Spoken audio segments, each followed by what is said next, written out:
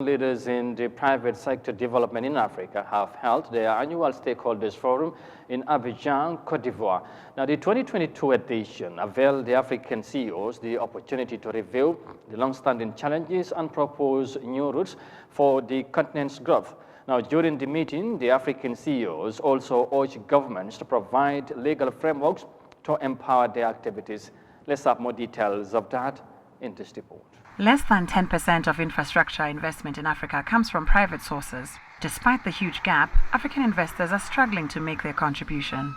Obstacles ranging from risk perception, rates of return, regulations, and the capacity to secure long-term loans have held Africa's infrastructure development back. These are some of the key pointers discussed at this year's Africa CEO Forum in Abidjan. The two key elements that we're trying to put in place for the Africanization of the infrastructure sector in particular is how do we mobilize the massive amounts of investment capital that is already available on the continent, and how do we convince the people that are controlling that money to prioritize the infrastructure sector as a viable asset class to give them a return. The second piece that we are looking at there is how can the African investors in developing these projects find the right partners and find the right capital for themselves to be able to afford to participate in what are generally very, very large transactions. So it is an element of partnership with global parties and trying to find local currency financing to match local currency revenue. That is what the Africanization of infrastructure means. To encourage local investment on the continent, CEOs at the forum called for governments to pass new investment laws that make the legal environment attractive. One of the key focuses of the last 5 to 10 years has been getting public-private partnership legislation to enable private sector investment in the first place. The next thing that we need to do is look at it enabling legislation, enabling regulations to allow for investment into this new asset class. So you will find in many countries across the continent, pension funds, for instance, where we have $2 trillion worth of local currency capital for investment. In many countries, those pension funds are not legally allowed to invest in the infrastructure sector.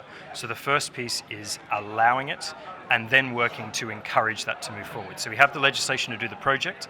We now need the legislative and the regulatory frameworks to encourage locals to participate in the projects in their own countries. The delegates also raised the importance of increasing domestic capital to give companies the ability to borrow in local currencies and improve services.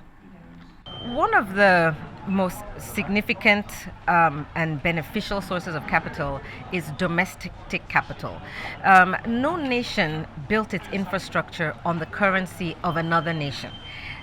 You build your infrastructure based on your own savings. And it is really because Africa has been so behind on its development trajectory that we've had to call on basically international development sources to try to rapidly build our infrastructure. But what we realize is that to be able to impact the diverse sectors of infrastructure across energy, transport, waste, water, that domestic capital is going to be very powerful. Africa has about $2 trillion worth of domestic sources of capital, and to the extent that we can tap more of those sources to work alongside international partners, we would have a much more sustainable finance mechanism for the continent. The Africa CEO Forum demonstrates the existence of financing opportunities for private investors in the African continent. Data shows that investment opportunities in Africa are stronger in sectors such as clothing, communication, energy, financial services, food, health, housing, and transport.